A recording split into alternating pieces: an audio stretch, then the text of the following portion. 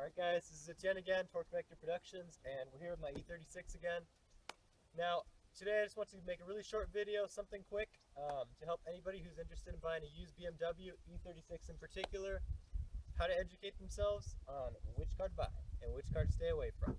Now, when I bought this car, I was not the most educated guy on BMWs in general, E36s especially. I bought the car knowing it was in fairly decent condition, but there are a few things I kind of uncovered as I got deeper into this bad boy right here. And I want to show you guys what I did, kind of, and what are 10 things you want to look for when you're buying an E36 on the used market, so you can not get yourself a lemon, or so you can get yourself a really clean example. Now, let's get into it.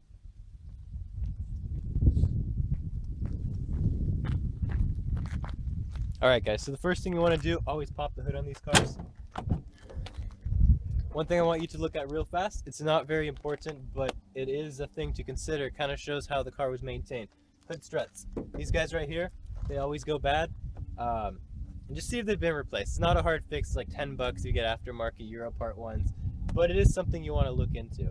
Now, when you're looking at the engine bay, here's the inline 6-cylinder engine, 2.5 liter M50, non-vanos. You're going to want to look for a few things. Now, one of the big things you're going to want to look for in this car is leaks around the valve cover. So you're going to look for right here, there's a little bit of oil seep on my car. And let me see if you can see that. It's going to be right here. So right around there, you're going to want to see if there's any seeping oil. That's the valve cover right here. My car does have a slightly seeping valve cover gasket that I do need to get replaced. But that's one of the things you want to look for in the engine bay. Second thing, if your car has any oil leaks that are noticeable underneath, you're going to want to take a look right, let's see if you can see it, right here. So you're going to want to take a look at this guy right here. This is the oil filter housing right here. And usually there's a gasket right around here on the bottom.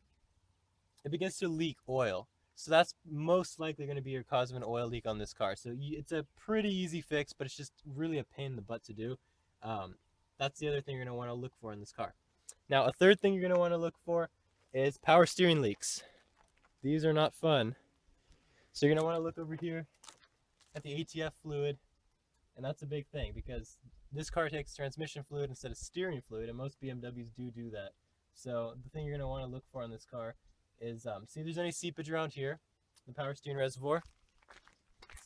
And you're going to want to look underneath at the steering rack, which I can't really show you right now. You're going to want to look at the steering rack. And there's a lot of seepage usually around the hoses that connect to that, so that's something you're going to want to look into.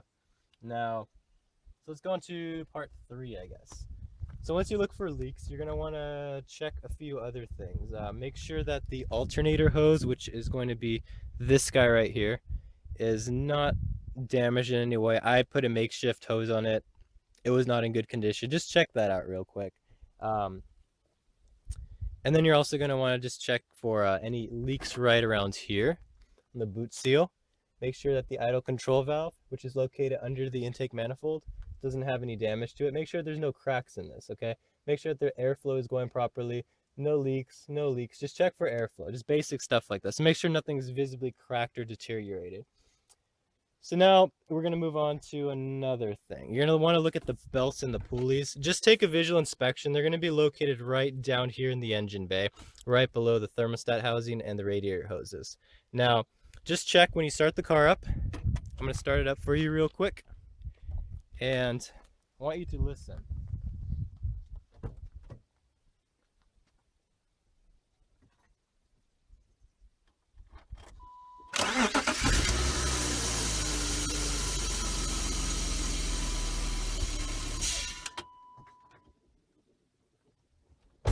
Alright, so what did you not hear? There's no squeals or squeaks in the belt. You want to make sure that there's no squeals or squeaks because that's an indicator that either your pulleys are going bad, most likely on the alternator, the water pump, or that's also an indicator that you have a coolant leak because the coolant lines are right above the belt. So whenever you start the car, check for belt squeaks. That's a big thing. Now, the fourth thing I want to go over is the cooling system, the infamous cooling system on these cars. It fails a lot. Now the parts you're going to want to look for are, here's the thermostat housing. Make sure there's no coolant leaks going on right here where the hoses attach, where it attaches to the engine block. The other things you want to check, just check out the upper radiator hose. Go down here, check out the lower radiator hose. It's a big thing to look for. So just make sure there's no leaks. You want to check hoses, you want to check thermostat housing, you want to check over here, the expansion tank. Make sure there's no leaks, no cracks. That's all checked out. Radiator. Just kind of go over and see, make sure nothing looks bad, it's been replaced, etc., etc. Now, a big thing with these engines, though, is you're going to want to basically ask the previous owner when they've had things replaced. And if you buy this car, I didn't. I had all these problems occur. Make sure they've replaced the thermostat, the water pump, and if it's over 200,000 miles, the radiator, all hoses. Everything in the cooling system needs to be replaced, including the expansion tank. This is a very fail-prone part. They have lots of problems. They break. Everything that can go wrong will go wrong with this car. Big thing you want to do, just make sure it's been replaced by the previous owner. If it hasn't, you bought the car, get everything replaced. Shouldn't be an issue, but it's not a fun thing to have happen to you. So let's go on to, I believe we're on 5 right now. Take a look down here. Take a look at the discs, because these are brand new brakes, brand new pads, brand new rotors. You don't want to see anything ground into here like my previous one, so you don't want any kind of warping on the rotors. You don't want anything, overly worn. That's a pretty easy thing to change, but it's a big one. Now moving on to E36. What else do we have? Well, if you look at the interior of this car, you're going to want to look at a few things. So moving on to the interior, you're going to want to look at a few things. You're going to want to look at these. Make sure that there's no material sagging on these. Those door panels right there, they tend to sag, the vinyl comes off. Check that. Make sure all these guys work. These are also fail-prone parts on old cars. Just make sure that they're working. And then also the headliner. I don't know if you can see it very well, but the headliner, I got this guy replaced too. Headliner and C-pillars. They tend to have saggy material. You're going to want to check those out before you do anything to this car. But those are the main parts on the interior that have issues, besides just cracked seats, but that's more of a wear and tear item. Other than that, the interiors are pretty good for this car. Kind of cheap, but they hold up except for the adhesive. So once you get those two things sorted, you're good to go. Alright, so here's another one. I'm not going to jack the car up because I'm out here, but you can see right there, it's the rear shocks. You want to check out to make sure that the boots are not deteriorated. Mine were completely destroyed when I bought the car. You don't want that. You don't want to destroy shock. You don't want to destroy a car. You don't want a piece of junk. So check that. They're probably going to have to be replaced anyways, but there's a shock.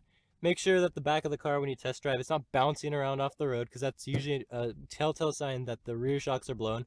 And also check right up there. You see where the bolts attach?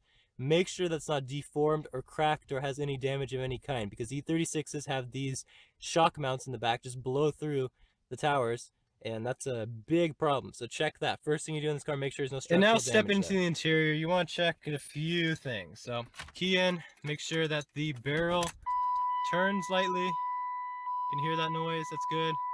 Now check. Okay. This beeper is extremely annoying, but let's get to it. So you want to check odometer, 240,000 miles. I have a very high mileage car, but I know what the ins and outs of this car, and I know what's wrong with it. So at this point, it doesn't really matter. But if it's a high mileage car, it's say over 125,000 miles. Get things checked out. Be very careful about what you're buying. Make sure that the indicator light right there, the green bars, that it has not on red, because usually that's a sign that it hasn't had an oil change.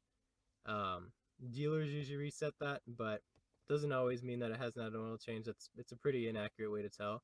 I just reset mine because I don't like to see the red bars. But yeah, so just make sure all the lights turn on. Check engine light and everything turns on when it's in position 2. Start the car.